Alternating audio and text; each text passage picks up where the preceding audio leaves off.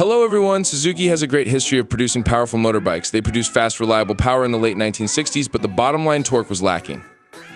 A lighter, faster, and more agile variant with a water-cooled 4-stroke motor was the result of this problem.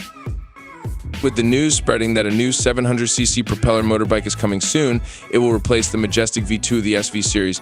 There's been a lot of speculation about which bikes will be fitted with this new unit.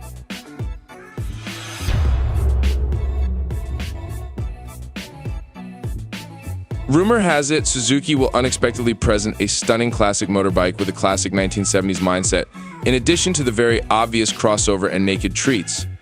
It basically encapsulates the essence of maxi motorbikes in the heyday of the Nphonics industry. Yes, the new Titan 700 will bring back memories of the family's first big Suzuki. Even though it's only a 500cc 2-stroke, it's worth remembering that 500cc motorcycles were considered reliable cube motorcycles in the early 1970s.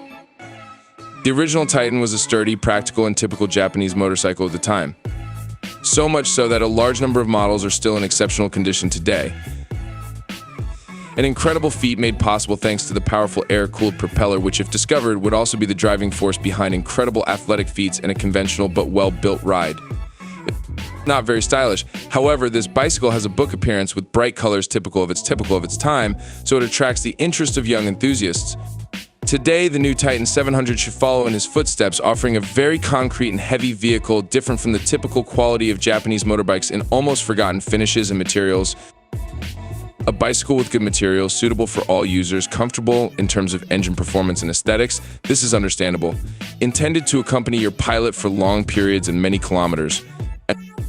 So that's our review for today. See you.